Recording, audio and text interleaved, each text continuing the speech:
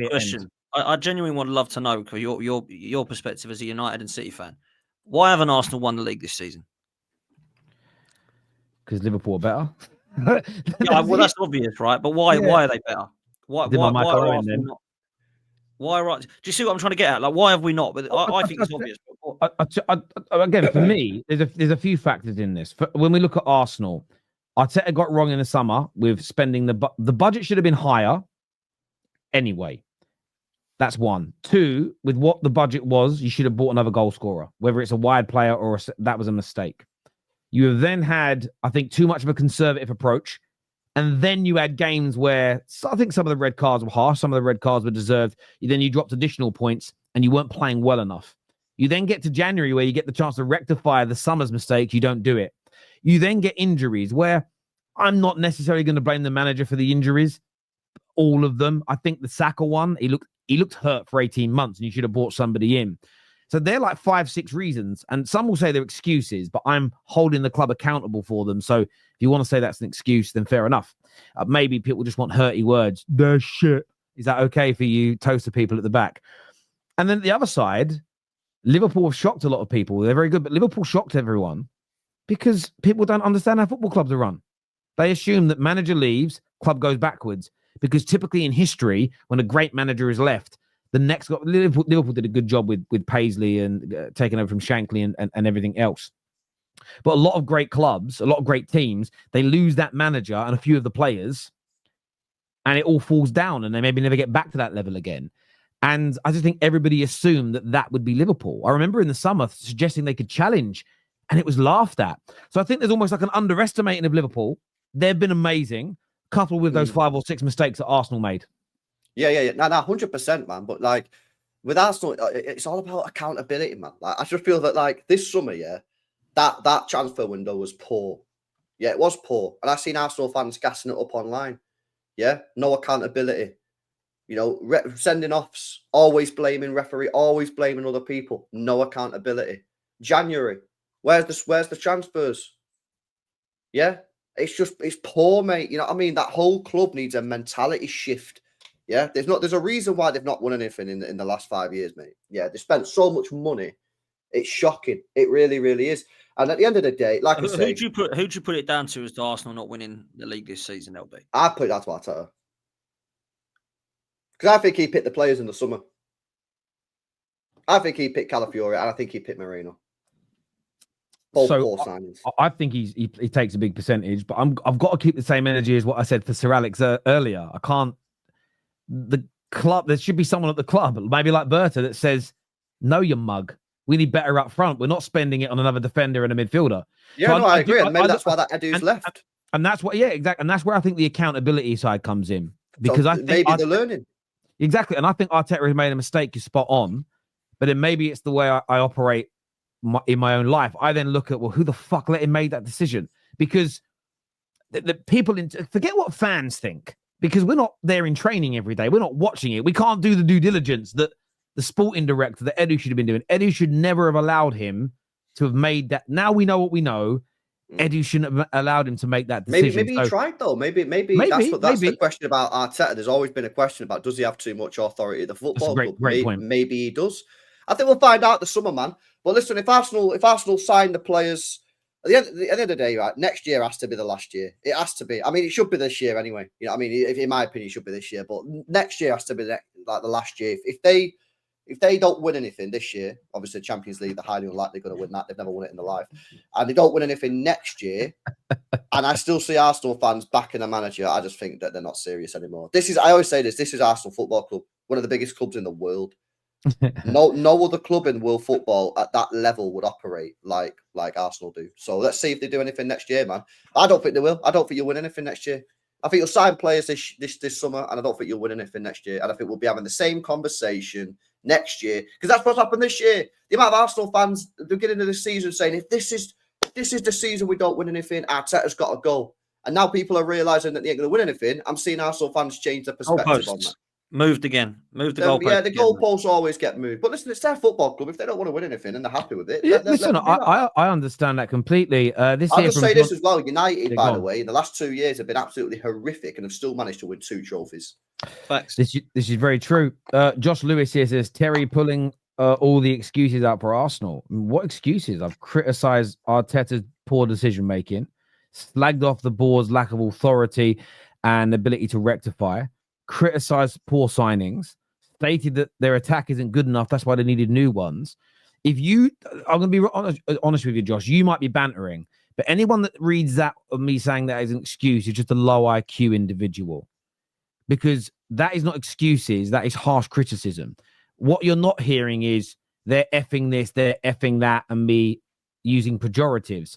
If it takes a pejorative to make it not an excuse, that's because you've got low IQ. It's not my fault, my friend. So I absolutely criticize them. I'm saying people should be held accountable. I'm saying they should be who they should be blaming.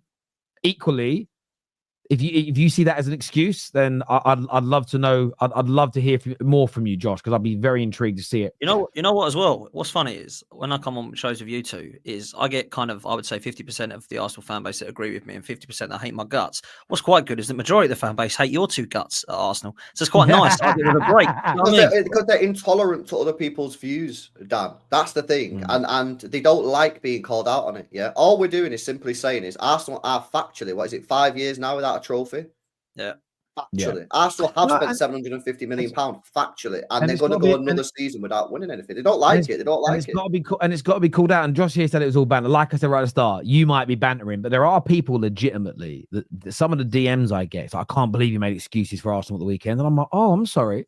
What did I say? Well, you didn't criticize anything. I said the formation. I said the starting lineup was shocking. I said the subs were terrible. I said this player and that player were dog. The manager got this wrong. Yeah, but that's just excuses. I'm like, what does that mean? When we didn't say we were shit. I went, fucking hell, because I didn't use the word shit.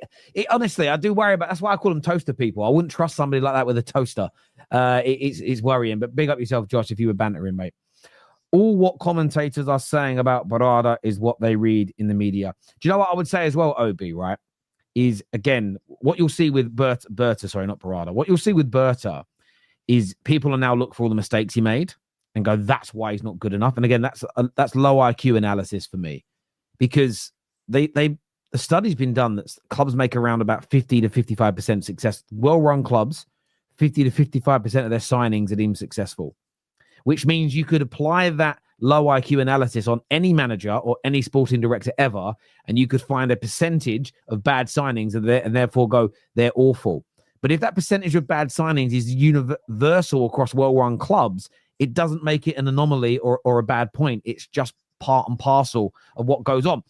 Messi's conversion rate was somewhere in the region of 18 to 20%. For every shot he took, he scored around 18 to 20% of those shots went into the back of the net. Therefore, saying a 20% conversion rate is bad is absolutely nonsensical if the greatest player of all time, one of the greatest goal scorers ever, was converting at that rate. You have to understand what is normal in any industry before you start criticizing it. And you are correct. The media will just pull on a few names and try and twist things. And yeah, I agree. You'll get a lot of that. Comment here says Klopp left Liverpool in a good place, ready for a good manager to take over. I will reiterate that FSG and the board of directors run the club well so that could happen. They are the reason that happened. Klopp was part of that, but remember, they employed Klopp. They set his agenda. They made him operate in a particular way. Well-run clubs are able to do that, my friend. Heavily linked FC at it again.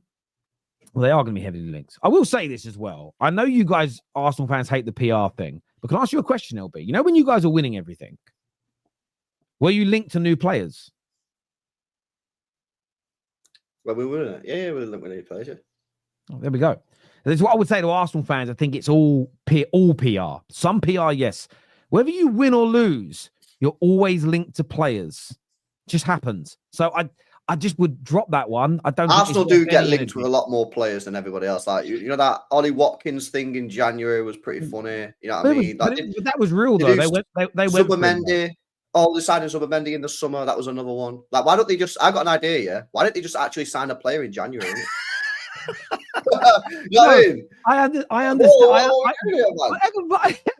That's right, and I'll criticize them for that. What I mean is I think that we're sometimes the media. No, I agree with you on that. But the media are clever because they know what winds up Arsenal fans, right? Yeah. So they might. They do it for Yeah, so you might find the Daily Mirror have a little story, and it's Arsenal linked to, I don't fucking know, in Bomo. And they're like, we can release it today. No, leave it, because they're playing PSV tonight. If they lose, we release it. Because what we know, it will trigger the Gooners. And what they want is what these clubs love, what the media love of all of our clubs. None of us are special. They love seeing carnage. They love throwing a bit of fuel on the fire. And I think as fans, sometimes you've got to realize the media, sometimes they pretend they are. They're not your friend in any capacity, because they do it to every club, every manager, every player. I'm now seeing a lot of videos about Jack Grealish drinking, and it's like, oh, look at this bad lad. It was only 2 years ago. They were like, way, go on, Jack. We do that to everyone in this country, whether you're a singer, actor, footballer. They build you up. They build a manager up. They build a player up. Look, when Jose first came, the way he was, it was like, wow. Within 3 or 4 years, that behavior was a bit scumbaggy, innit? Hang on, the same behavior you fucking encouraged. Don't buy into the media. They are not your friend, people. English Talent here says, hi, my name is Fergie. I let my son Fletcher stay for years without playing. I bring back Scholes at 38 instead of bringing guys like Pogba in a settled era. Again, but you've got to remember why that happened, my friend, with that's why it happened with what